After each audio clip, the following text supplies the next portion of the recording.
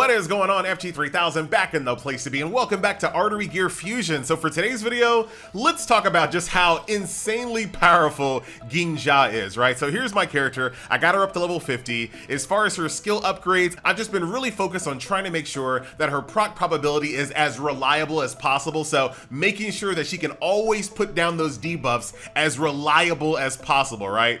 So her skill upgrades, you can see I stopped right here at proc probability. If I was smart, I wouldn't have used my skill upgrades on her ultimate to get this reduced cooldown by 1 turn. It's okay, but if I could do it over and I had those skill upgrades back, I would definitely focus more so once again on status proc probability up to +4 there, and then once again on her skill 2, right? Status proc probability on her +2 and her +4, I think is your #1 focus. And then from there, if you want to do, you know, damage and reduce cooldown, you can do it, but status proc probability is the name of the game. And that whole methodology for me follows her to her gear as well. The set pieces that I'm looking for are attack set, which is a 4-piece, and then status accuracy once again, which is a 2-piece, right? So 4-piece attack set, 2-piece status accuracy, I think is probably the best way you can build her, and the reason why is because of her skills. So here is the girl in action, Genja. She is a blue unit, so she is going to be powerful against Molten, aka Red. Her skill 1 is called Chaos of Moon. It deals damage to a single enemy with a 35% probability to inflict 2 stacks of electric shock. And basically what electric shock does for you, at the start of your turn, deal damage equal to 30% of your attack. This attack ignores 70% of the defense of the target, right? So this is hugely powerful, especially if you're going against bosses who tend to have a lot of defense, right? So as you can see here, we're just laying down all this electric shock on these enemies. So her skill 2 is called Dominating Aura. This is once again an attack-based attack with an 85% probability to inflict electric shock for 2 turns. Now after the attack, if the target has electric shock, you can then follow up with Chaos of the Moon right over here. This ability, her skill 1, remember? But there is a slight difference between this version of Chaos of the Moon. This follow-up attack version of Chaos of the Moon has a 100% probability to inflict electric shock, right? So let's test out this Dominating Aura, right? This unit right over here has no debuffs whatsoever. Hit him with the Dominating Aura, bounce the ball back and forth, hit him with the debuff, and there's a follow-up attack, even more electric shock stacks. Electric shock is a hard word to continue saying, but you can see all of these electric shock stacks all over the enemies. That leads us to the ultimate. Once again, this is a single target attack-based damage that scales 20% for every 1 debuff this target has. Now you can see this can get absolutely insane. This guy has so many debuffs on him. Let's take a look at the damage on this one. And this is not just debuffs that she lays down. Anyone that's laying down debuffs is helping get more damage out of your Genja ultimate, right? So a really insane unit, a unit that can just really get out of hand extremely fast. Once again, there goes Dominating Aura, laying down the debuffs, follow up, even more electric shots. So a really powerful unit. Let's take this character into some real gameplay. Now where this character absolutely shines right now is in the Promised Land. You can absolutely defeat encounters that the recommended power thinks that you should not be able to do, right? So the recommended power on this stage is 11,000. Right now my team is sitting at 8,800, right? So I got all these warnings telling me that this is going to be way too hard for you to defeat. Let's go ahead and see if that's true, right? So we're just gonna go ahead and keep this bad boy on auto. Now this boss hits extremely hard, right? I love Alice setting up that speed down. That's gonna pretty much guarantee we can kind of sneak in a couple extra turns on my units here before we can take damage. Laying down the electric shock, you can see look at all the debuffs that are on this target right now. Like all of these debuffs are going crazy. Can we get the defense down? Can we make this just like really good? Defense downs on the target. Tons of debuff. We got burn, we got electric shock, we got speed down, we got defense down. Alice sends us over with the bonus turn. Here comes the ultimate. Just absolutely insane, down to 9%. 9% health within seconds. That's the GG. This is how powerful Genja is. Laying down those debuffs, setting up the ultimate, it's just instant GG. And like I talked about in my previous video, Genja is basically the cheat code when it comes to unlocking your gear supply so much faster, right? So here I am, I just defeated a stage 6 boss, so I have all of this gear unlocked at 5-star level. So now I can go in here, start refreshing. This is a Lifesteal Set. I guess just for the sake of the YouTube, let's just go ahead and take a look at this. So basically what you're trying to do, if you didn't see my previous video, every single day at reset, you get 20 free refreshes. And what you're trying to do in this shop is basically dig for gear that you need. You don't want to be spending willy-nilly because this stuff is extremely expensive. As you guys can see right here, I only have 93K. One of these pieces of gear is going to cost you 20K, right? So it's not something that you're going to be able to use to just clear out the shop in its entirety.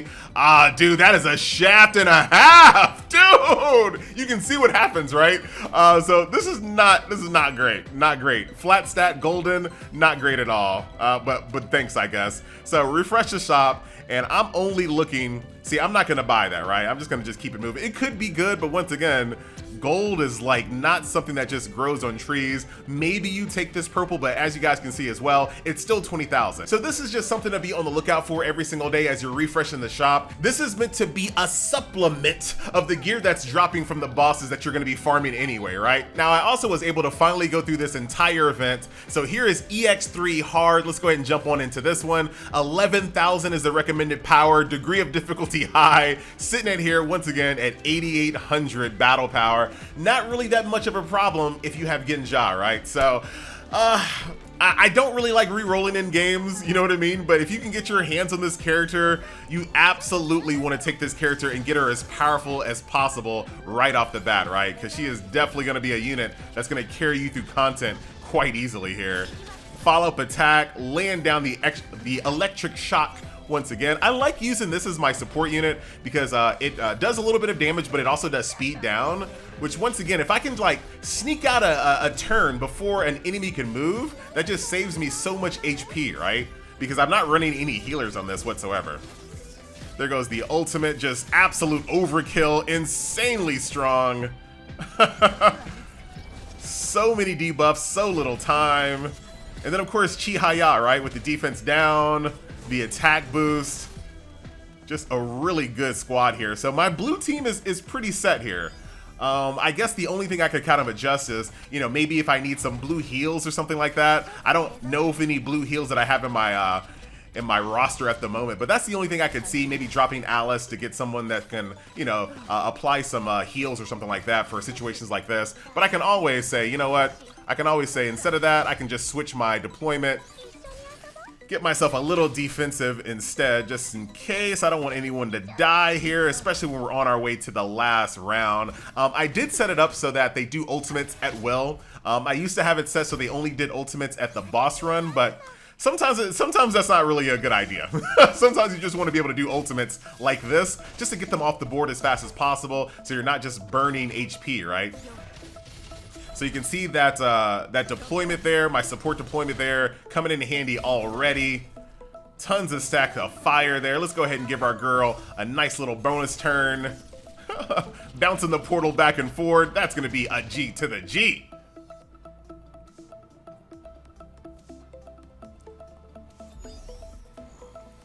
And then here is the last round. Once again, all you got to do is beat the boss. Hit him with that speed down. Like when you're fighting a single target, it gets really, really easy with Genja, but you notice just right there, I was not able to lay down the electrocutes. And look at that, once again, was not able to get the burns. Can we get a defense down? Finally got the defense down there. So this is a big reason why I'm trying my best to get as much like status probability bonuses on these characters, because when you don't get those debuffs down, it changes the entire fight, right? I mean, we're still able to pull it off, but you see what I'm talking about. All right, guys, so that's gonna do it for today's video. Hope you enjoyed, and I will see you guys in the next Artery Gear Fusion video. Later.